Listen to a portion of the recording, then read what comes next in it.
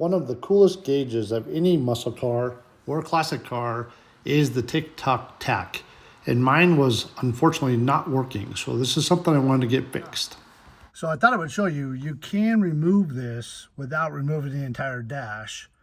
The first step is to remove this knob right off of this little lead right here, and it's just screwed on there. There's a little tiny screw in there, and you're gonna need a micro screwdriver in order to get up there, get into there. So that is the first step, and then I'll show you underneath the dash. Okay, and then once you're under the dash, the tack is right there. So the top part is power, which should be blue wire. So I already removed it, and mine actually had a washer on it. So that goes on the top post up here, and there's a little plus up there.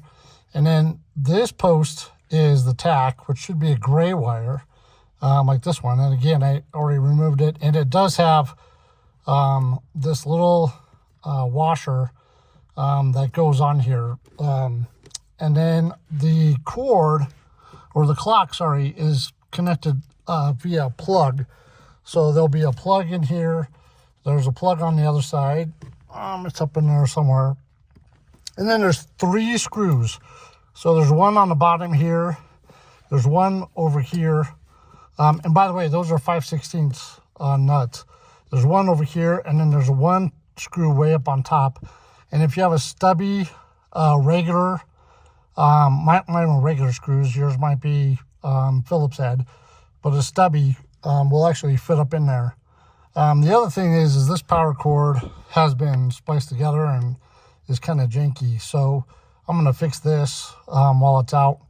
But other than that, yeah, it's pretty straightforward. So I'm going to take it out because I'm going to need 2 hands, and then I'll show you. All right, got the Tic Toc Tac out. The other thing was there was a light plugged in there, obviously. But yeah, that's it. You can see where the 3 screws were, 1, 2, and 3. This is the plug for the clock, and then you can see how it is marked positive where there's power, and then S is the signal. And then I'm just going to send this off. There's a couple of places that will fix this. Redline Gauge Works is one of them.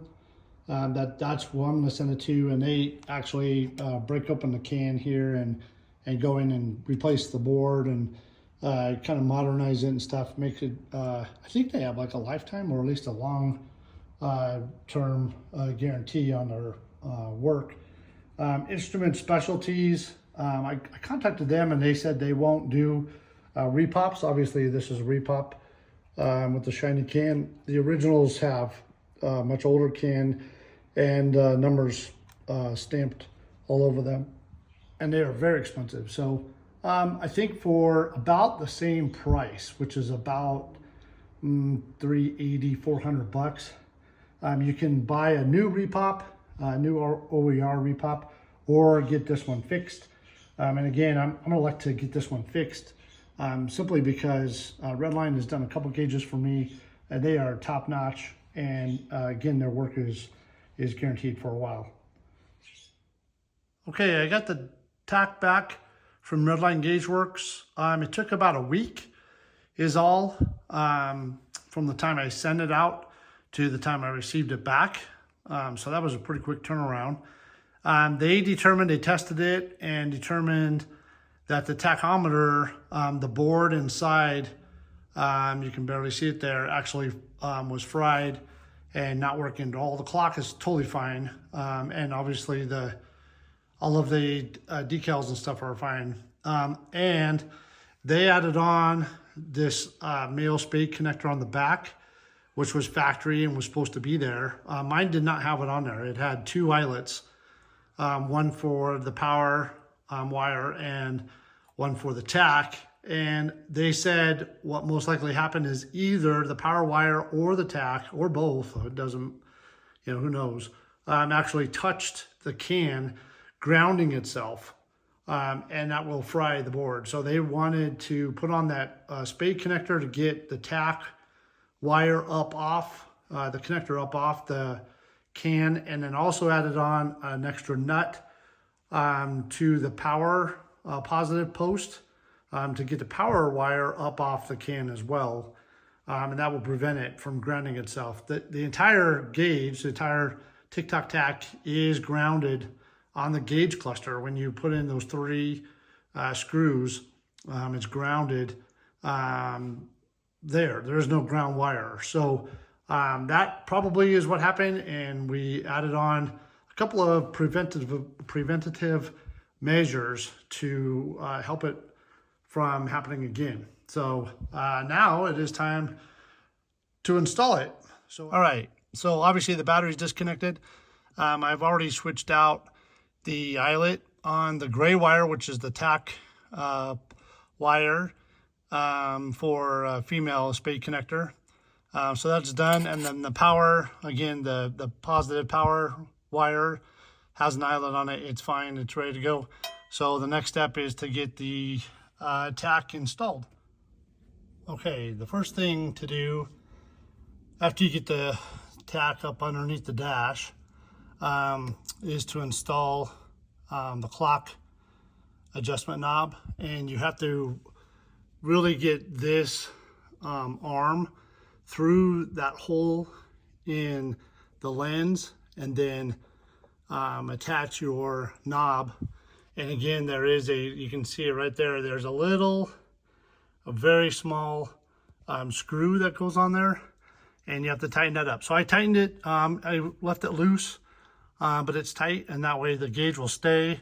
I know that the arm is through the hole in the lens, and I can go back underneath and attach the 3 screws in the back. Okay, here it is installed. I have the tack wire on and the power wire up at the top, and that's on, and I made sure they were also separated. The light bulb is in, and then the clock connection is also connected. So time to check and make sure that this thing works. All right, the clock is ticking, which means it has power. Again, the clock wire connection is to a always on. It doesn't matter if the key's on or not. That always is getting power. The tachometer is only on key on is the power. So key on, there you go. It's kind of setting. We'll try to start it and see if it works. There it goes.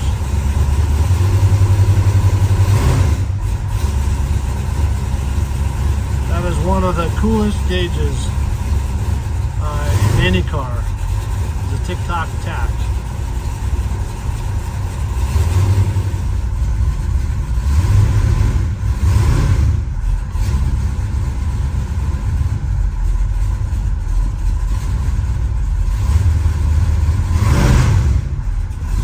That's pretty cool. Love it. I've actually never had a working Tic Toc Tac in one of my cars, so glad, so thankful to Redline for fixing it, and hope this helped.